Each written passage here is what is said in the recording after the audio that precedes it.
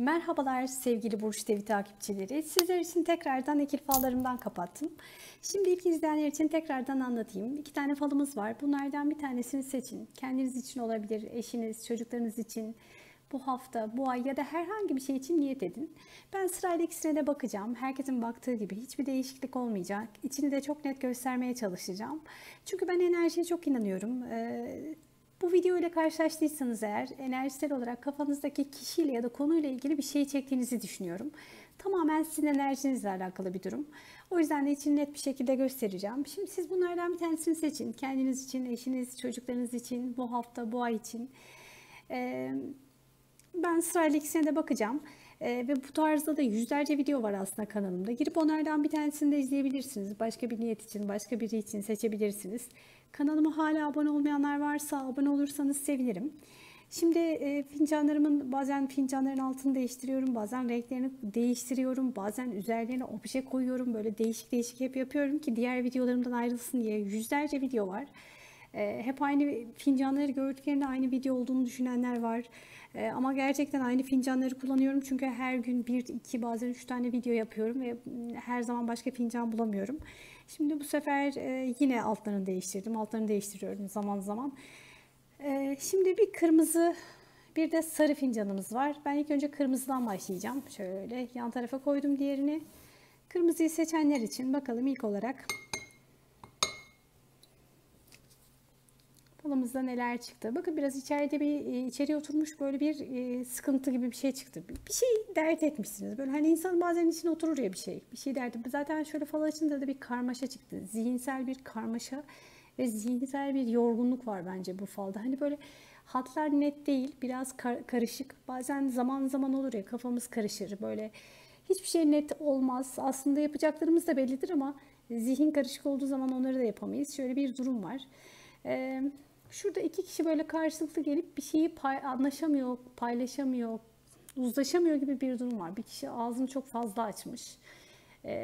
Biri daha fazla konuşuyor. 2 kişi böyle bir şey konuşuyorsunuz. Partneriniz, eşiniz, arkadaşınız, kardeşiniz ya da çocuklarınızdan biri de olabilir ama bir şey böyle çok tam anlamıyla böyle uzlaşamadığınız bir konu var. İş arkadaşınız da olabilir. Bu konu biraz kafanızda canınızı sıkmış, böyle hani kafanızda büyümüş biraz. O da bütün enerjinizi düşürmüş olabilir. Bazen şeydir, bir şey takılırız sonra dünyadaki diğer şeyler hiç aynı seyrinde devam etmiyormuş. Bir enerjimizi çeker. Hayat eski seyriyle devam edemez ama işte o konuda çok takılmamaya çalışın. Çünkü hayatta başka şeyler de var. Hep soruna odaklanmayın. Şimdi şöyle ailece gidilecek sanki ya da böyle 3 kişi gidilecek güzel bir yolculuk çıkmış. Hani böyle ailecek kısa bir yolculuğa çıkabilirsiniz, bir yere gidebilirsiniz ya da arkadaşlarınızla sanki bir kısa bir gezi gibi, bir tatil gibi ya da bir şey olacak ama hayatınızda küçük böyle bir yer, gidiş geliş ve size çok iyi gelecek. Bir hava değişimi, bir değişiklik gibi bir şey olmuş. Şimdi şurada bir şey var. Biri var burada. Böyle kalçası biraz daha büyükçe bir insan gibi. Böyle boynu bükük, çok üzülüyor bir şey. Yani bu yakın çevrenizde bir insan var sanki ama bunun böyle biraz ya kilo sorunu var. Kilolu olabilir hem göbekten hem böyle kalçalı gibi. İnanılmaz derecede bir şey çok üzülüyor. Yani böyle bir şey o kadar çok dert etmiş ki aslında bu kişinin önü arkası da temiz. Bir ferahlayacak aslında ama o şeyden çıkamıyor, sarmalın içerisinden çıkamıyor. Siz misiniz ya da yakın çevrenizden biri mi böyle hani ona yalnız birisi iyi gelecek. Bakın şurada biri var ayakta ve bir bağı var bu kişiyle. O kişi onu kendine doğru çekecek ve ona destek olacak. Yani bu kişi gönül bağı kurduğu biri ya da kuracağı biri olabilir. Yakın akrabalarından, tanıdıklarından hani böyle bağı olduğu bir, görüştüğü bir insan olabilir. Ama bu kişi onu bu sarmaldan, bu mutsuzluktan, bu böyle hani onun canını çok üzüp böyle kendini çökerttiği durumun içerisinden çıkartacak sanki. Yardımcı olacak gibi çıkmış. Böyle de bir durum var. Şimdi şurada bakın çok bariz küçücük bir ördek var. Böyle hani ördek hep şeylerde, falarda falan böyle şey diye çıkar ya. Yani buradaki aslında buradaki bu ördek biraz böyle küçükçe çıkmış. Yani ya biri gerçekten küçük bir yanlışlık yapacak. Hani böyle ördek aptallık tabiri caizse çok pardon hani böyle hata gibi bir şey yapmış olabilir ya da yaşı küçük biri bu. Yani böyle küçük biri hani daha gelişmemiş, olgunlaşmamış, kendini daha geliştirememiş birini bir hatasıyla karşılaşacaksınız. Çok yakın zamanda sanki. Şimdi şöyle bir bakalım, kafanız karışık aslında ama bir şeyler yerine oturacak sanki. Yani burada bir fare gibi bir şey var büyükçe böyle. Hani bu fare iş imkanıdır. Sizin ya da ailenizden birinin işiyle ilgili güzel bir gelişme olacak. Sanki ondan sonra biraz toparlamaya başlayacaksınız. Hani böyle maddi olarak da kendinizi iyi hissedince gerisi de toparlanmaya başlayacak gibi ama bakın burada da yine bir keçi, inatçı biri çıkmış kocaman. Yani hayatınızı zorlaştıran bir insan var sanki. Yani bu falda bir inatçılık, bu falda bir zorluk yapan hayatınızda ya iş hayatınızda size zorluk çıkartan inatçı biri var ya gerçekten aile hayatında ya partneriniz hani bir şey çok fazla inatçılık ediyor. Bu kişiyle mücadele ettiğiniz için belki de biraz sizi yoruyor. Yani bu falda birazcık karmaşa var. Aslında bu karmaşayı çözecek tek kişi sizsiniz. Bence biraz hani böyle zihinsel bir detoksa ihtiyaç var. Yani böyle kötü gerçek hiçbir şey çıkmamış ama o kadar böyle yoğun bir şekilde karmaşa çıkmış ki içinden çıkamadığınız bir durum gibi. Ee, Şurada da böyle bir kişi var. Bir kişiden haber bekliyorsunuz. Sanki o kişi size mektup gönderiyor gibi böyle elinde bir mektup ama bence bu bir haber. Beklediğiniz birinden bir haber gelecek. Hani böyle temiz bu içinize su serpecek bir durum olacak. Bir haber beklenen artık işten bekliyor olabilirsiniz. Bilmiyorum artık beklediğiniz uzaktan biri olabilir. O haberle ilgili güzel bir gelişme olacak. Bir de şurada yatan biri var. Etrafınızda rahatsızlanan biri varsa onunla ilgili bir haber gelecek. Hani ya da birinin küçük bir rahatsızlandığını ama sonra ayağa kalktığını duyacaksınız. Böyle etrafı çünkü aydınlık gibi çıkmış ama küçük bir rahatsızlık atlattığını duyabilirsiniz ama çok kısa zamanda da toparlayacak sanki. Ben bir tabağa bakayım çünkü bunda kötü bir şey yok ama bir kafanızdaki o karmaşa bir türlü çözülemiyor gibi. Onun için biraz rahatlamanız gerekiyor. Bakın tabak da bir o kadar temiz çıktı. Yani ne kadar içi fincanı karanlıksa tabak da o kadar temiz çıktı. Bu çok güzel bir haber alacağınız. Hatta sevinç gözyaşı olacak bence. Bir haber bekliyorsunuz ya bir kişiyi bekliyorsunuz. Bakın burada bekleyen bir kişi var. Sizsiniz bu bence. O beklediğiniz haber ya da beklediğiniz kişi gelecek. Belki de bunun mesajı budur. Ondan sonra da kafanız rahatlayacak belki de. Hani e, değişik. Bence bu falda kısa zamanda bir alınacak haberle birlikte bu içinizdeki kasvet, o karanlık bulutlar dağılacakmış gibi çıktı. İnşallah öyle olsun. Yani bence bu falın daha fazla şeyine bakmayalım. Kafanızı sadece karıştıran olayları sizi çok düşündükçe büyütüyorsunuz. Güzel haber var. Güzel haberden sonra dağılacak sadece bu hani içinizdeki kasvet. Bence bir şeylerle odaklanmaya çalışın. Hiç de öyle önemsemeyin çok fazla. Çok büyütmeyin kafanızda.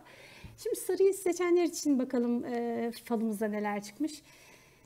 Bir de sarıyı açalım. Bakın sevinç gözyaşları çıktı bunda direkt. Yani güzel bir sevindirici bir haber, sevindirici bir mutluluk. İnşallah öyle olsun. Hani güzel bir haber alıp bu daha açık bir fal, daha ferah. Bakın böyle güzel bir haber kapıda.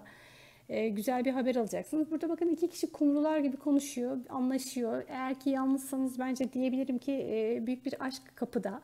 Aşk var, huzur var, birliktelik var, aile içerisindeki huzur olabilir. Aşk değildir ki çocuklarınızla, kardeşlerinizle, anne babanızla anlaşmak anlamında olabilir. Bir böyle kaynaşma, bir mutluluk, bir huzur çıkmış bu falda. Varsa bir kırgınlık, küs olduğunuz biri barışacaksınız. Aranız çok iyi olacak. Böyle bağlarınız artacak ama yalnızsanız da kesinlikle hayatınızda böyle sarmaş dolaş olduğunuz, kumrular gibi olduğunuz biri olacak. Bir kalabalık çıktı. Bir kalabalığa gideceksiniz ama bak kalabalığın içerisinde burada bir deve hörgücü gibi olmuş burası. Yani kısmetli bir işiniz olacak. Yani iş arayan biriyseniz eğer mesela diyelim ki gittiğiniz bir ortamda bir arkadaşınızın vasıtasıyla falan böyle bir hani yeni bir işe girebilirsiniz, iş görüşmesine gidebilirsiniz, bir ev arıyorsunuz, araba arıyorsunuz. Uygun fiyatla gittiğiniz o kalabalık ortamda onun haberini alacaksınız. Belki almıyor, satıyor da olabilirsiniz ama hani böyle istediğiniz fiyata daha iyi fiyata kısmetli bir şekilde satabilirsiniz. Güzel çıkmış. Kısmetli bir olayınız olacak kalabalık içerisinde haberi gelecek. Şimdi burada böyle bir insan var. Böyle biraz kilolu bir insan burada. Burada da başka birine böyle hani elini uzatmış. Hani böyle hem seviyor hem ilgileniyor gibi. Hayatınızda eğer ki siz bu iri yarı ve biraz kilolu olan bir insansanız birine çok özveriyle yaklaşıyorsunuz. Çok bebek gibi bakıyorsunuz, koruyorsunuz, kolluyorsunuz, ilgi gösteriyorsunuz ya da işte e, böyle iri yarı tombik birazcık biri size tam tersi işte hani çok ilgi gösteriyor, seviyor bir konuda böyle çok büyük bir burada bir sevgi göstergesi, bir yardımlaşma, bir konuda el uzatma var. Dediğim gibi bu ya size ya da sizden başka birine gidecek böyle büyük bir yardımlaşma ama sevecen, severek hani böyle sevgiyle, isteyerek yapılan bir yardımlaşma söz konusu olacak bir konuda. Bakalım başka neler var. Burada böyle bakın sanki atına binmiş, böyle kuyruğu da çıkmış birisi böyle haneye doğru giriyor. Yani bence yine bu kısmet. Bu fal biraz daha ferahtı. Zaten böyle bir sevinç gözyaşı falan da akmıştı böyle ilk açar açmaz. Bence bunun enerjisi de hani böyle diğeri biraz kasvetliydi. Ona tam tersi böyle çok ferah. Bir kısmet ata binmiş geliyor yani. Yani yalnızsanız diyebilirim tekrardan nasibiniz çıkmış yola geliyor. İş arıyorsanız kısmetiniz geliyor çok yakın zamanda. Sağlık haberi de olabilir bu. Yani çok güzel. Muradınıza ereceksiniz sanki. Çok çok temiz çıkmış. Yani bunu ben enerjisel olarak çok daha iyi hissettim. Böyle çok daha mutlu olacağınızı düşündüm. Güzel çıktı. Ben bunu tabağına da bir de bakayım. Yani bugün böyle hani